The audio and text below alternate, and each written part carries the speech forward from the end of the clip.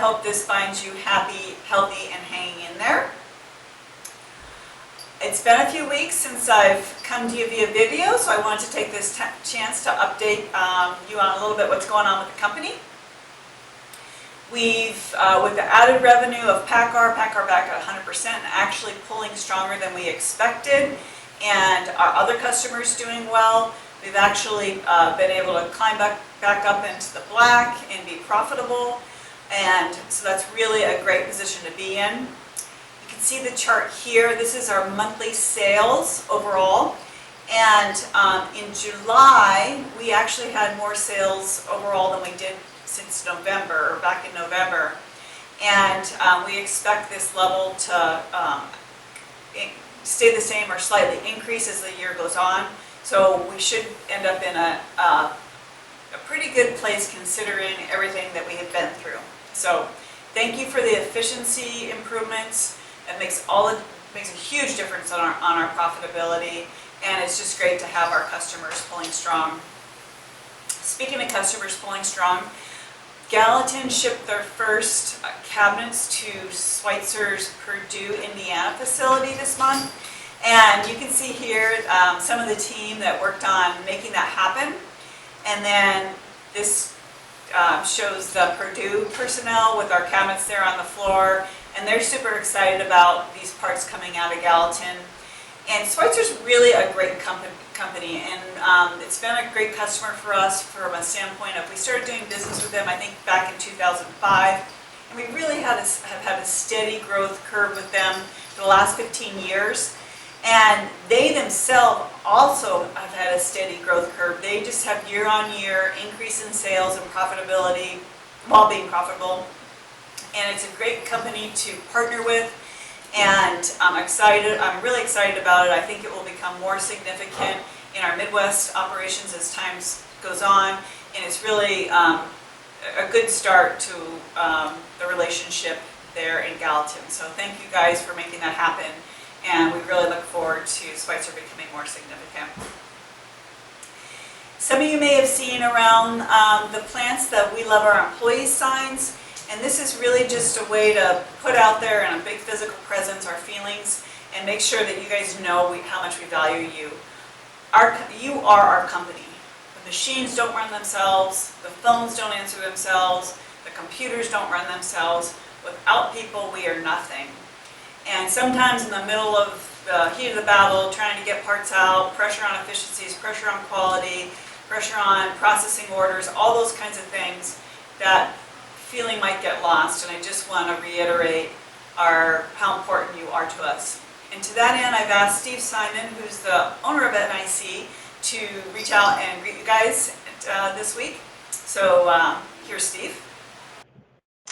Hi, Steve. We're going to have you say some words to the NIC employees this week on the video. So I know you're kind enough to do that, and thanks so much of everyone here at NIC. So just have at it. Thanks, Bridget. I appreciate the opportunity to talk to everyone, and wish I could do it in person. But you know how times are, and we'll fix that in the future. But I just wanted to let all of you know, I've heard many great things from Bridget and the management team about how proud they are of all of the employees at NIC. And the job that you've done to deal with what is probably the most difficult business environment that I've ever seen in my career in business. And as you have always done in the past, regardless of the challenges, when we've asked you to rise to the occasion, you always have come through with flying colors. Our kind of company makes huge investments in plant and equipment, and when our volume revenue goes down, it's extremely difficult to make money or at that level. And we had that experience this year where, certainly on the trucking side, our business fell off the table. And nevertheless, the combination of the work that we do with other industries, and the fact that PACCAR has come back has really allowed us, with your full support, to actually be a profitable organization this year. I never really thought that that was going to happen. It was just too big a reach. But as I said before, once again, you've come through with flying colors. And I also want to compliment you on how seriously you've taken the whole COVID experience and how you have, again, risen to the occasion. And as a result of your diligence, we have a very limited number of cases in our company. And I'm thrilled with that because it's an extremely dangerous virus. And we're only just learning what some of the long-term effects might be. So keep up your hard work, keep up your concentration, your focus, and just know that we totally appreciate everything that you're doing.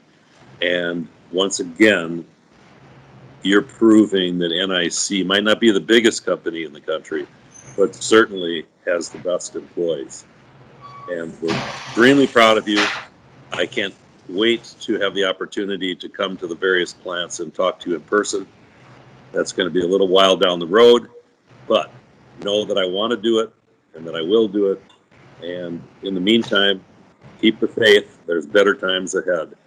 And we all want to pull together to get there together. So take care, and thank you very, very much. So thank you, Steve.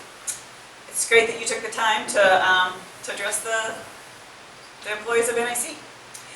I just want to close out talking about COVID and how we're in the trenches, guys. We need to have each other's back. The way we're going to beat this is from a ground level. Everyone has to take personal responsibility and help us get through this. As you know, you've all signed a pledge that requires, and just a reminder, daily temperature testing, staying home if you're sick at all. If you've been exposed or potentially exposed to COVID, please call in before you come in so we can determine if you need to be quarantined or not based on your case. Wash your hands all the time at breaks, before you eat. And also wash down your work center area so that the next person coming in has a fresh, clean environment. And then mask up. In Washington State, it actually is required by the state that 100% of the time, except for when you're eating, that you're wearing a mask. In our Midwest plants, it's required anytime you're within 6 feet of somebody else, so please observe that. And it's just a good practice if we're going to beat this virus and stop its spread and stop it in its tracks. So thank you all for continued support of that.